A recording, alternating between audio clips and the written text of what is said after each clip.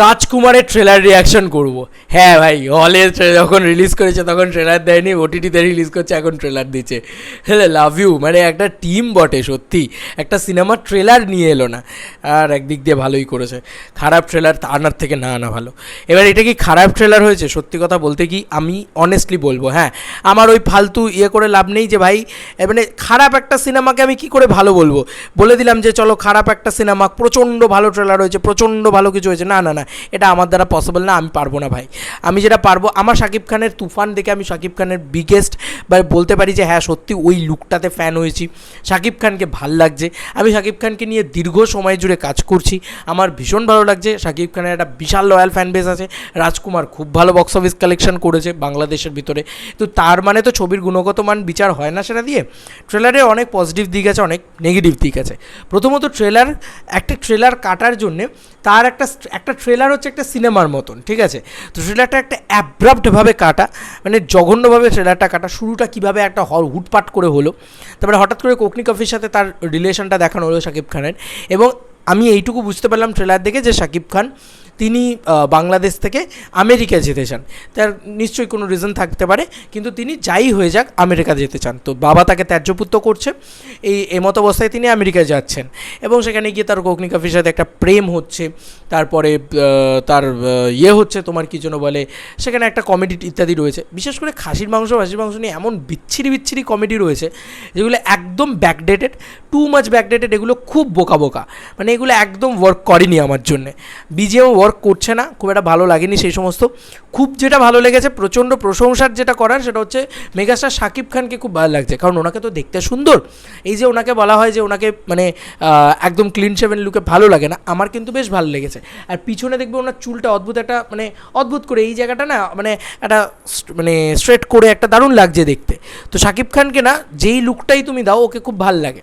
তো মেগাস্টার শাকিব খানকে দেখতে ভীষণ ভালো লাগছে, একটা প্রশংসা করলাম। আর একটা হচ্ছে অ্যাকশন যেটুকু আমরা দেখতে পেলাম সেটাতে ভীষণ ভালো লাগছে। আর সেখানে আর একটু বিয়ার্ড লুক দেওয়া হয়েছে বলে যে কোনো ছেলেকে একটু বিয়ার্ড লুকে বেশিই ভালো লাগে, তো সেইটাও আরও একটু ভালো লেগেছে। এই ট্যাকশনগুলো ভালো আছে। এবং যেটা খুব ভালো লেগেছে, একটা পোর্শন রয়েছে যে হু ইজ হি, বলে আমার ক্লায়েন্ট, ও যখন বলে যে আমার ক্লায়েন্ট, কোকনি কাফির সাথে একটা ছেলের রিলেশন, তো তখন বলে আমার ক্লায়েন্ট, ওইখানে যখন বরবাদ গানটাকে বাজছে ওইটা আমার ভীষণ ভালো লেগেছে। এগুলো অবশ্যই ট্রেলারটার ভিতরের পজিটিভ দিক, আমার ভীষণ ভালো লেগেছে সেটা। তবে হিমেল আশরাফ কখনোই একজন ভালো ডিরেক্টর নয়, এটা মানতে হবে। এটা আর নতুন করে কিছু নেই। আর আশাদ আদনান যে ধরনের ভুলভাল কথা বলে এখন, মানে তুফান নিয়ে যে ধরনের কথা বলে, আমি সত্যি বলছি ওনার প্রতি আর কোনো বিশ্বাস, ভরসা, ভালোবাসা কিছুই নেই।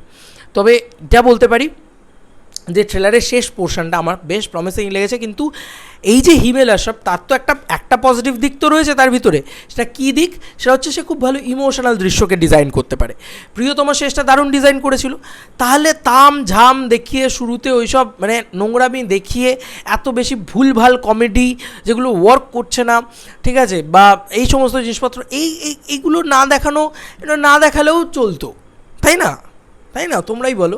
এগুলো না দেখিয়ে যদি বিশেষ করে যে মায়ের ইমোশন, এই যে শেষটা খুব অল্প দেখানো হয়েছে, বঙ্গবিডিতে আসবে, শেষটাই আসল চমক। আমার মনে হয় লাস্ট 30 মিনিটস আবারও প্রিয়তমার মতন হতে চলেছে, খুব মারাত্মক হতে চলেছে। শেষটা খুব ভালো হবে।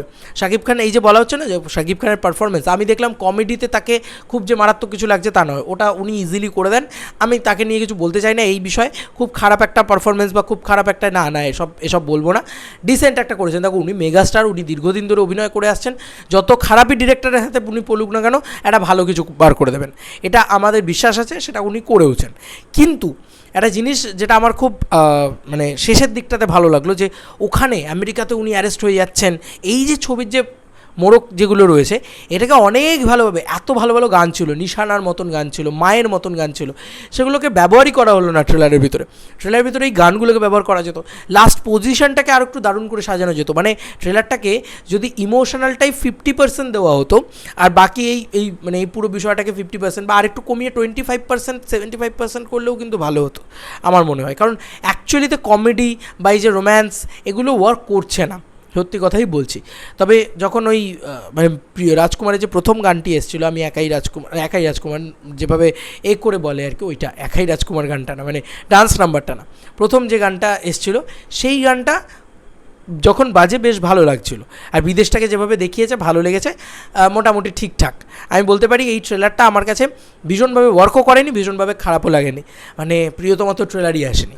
তবে প্রিয়তমার মতন কিন্তু লাগেনি, সত্যি কথা বলতে গিয়ে প্রিয়তমার ভিতরে না প্রেমটা প্রচণ্ডভাবে ওয়ার্ক করছিল। শাকিব খান অ্যান্ড ইদিকা পালের যে জুটিটা ওটা ভীষণভাবে ওয়ার্ক করেছে, এটা কিন্তু তখনও আমি রিভিউয়ের ভিতর বলেছি, তখন দেখো আমার রিভিউ চেক করো।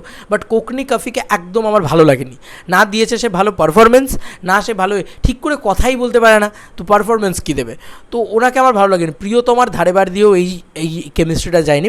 আমি ওয়েট করে বসে আছি এই ছবিটার বঙ্গবিডিতে যখন আসবে, তখন আমি এই ছবিটার শেষ পোর্শনটা দেখার জন্য ওয়েট করে বসে আছি, কারণ ওইটা সত্যি আমাকে চমকে দিতে পারে, এটা আমি বলতে পারি। কারণ অনেকেই আমাকে বলেছে যে রাজকুমারের শেষ পোর্শনটা দেখলে তোমাদের সত্যিই চোখ দিয়ে জল বেরোবে বা ইত্যাদি ইত্যাদি। আমি রাজকুমারের শেষ পোর্শন, বাট এই ট্রেলারটা রিলিজ করা হয়নি সেই সময় সিনেমা হলের জন্য, একদমই ভালো করা হয়েছে, কারণ এই ট্রেলারটা খুব যে গুণগত মানে মারাত্মক ট্রেলার তা নয়। আমরা এর আগেও দেখেছি, শুধু মেগাস্টার শাকিব খানের নামে ছবি চলেছে, মানে হিমেল আশরাফ একজন ভালো ডিরেক্টর নয়, এটা তো মানতেই হবে। রায়হান রফি কি বানাচ্ছে তুমি দেখো, আজকে ওনার বিশ্বমানে আরও বেশি পরিচয় হচ্ছে শাকিব খান, কিন্তু হিমেল আশরাফ জাস্ট মানে হিমেল আশরাফকে টেনে তুলতে হয় শাকিব খানকে, কারণ Shakib Khan the ultimate megastar, ওনার নামে ছবি চলে, উনি যা বানাবে সেটাই লোকে দেখবে, এটা নিয়ে কোনো সন্দেহ নেই। তাই শাকিব খান দাঁড়ালেই এসে বক্স অফিসে ব্যবসা হয়, সেটা হয়েছে রাজকুমারের ক্ষেত্রে। এবার তোমাদের কার কী মতামত, আমি আমার অনেস্ট ওপিনিয়নটা শেয়ার করলাম রাজকুমারের ট্রেলার নিয়ে, জানিও কমেন্ট সেকশনে তোমাদের কার কী মতামত। চলো বন্ধুরা, নতুন কোনো ভিডিওতে দেখা হবে, বাই।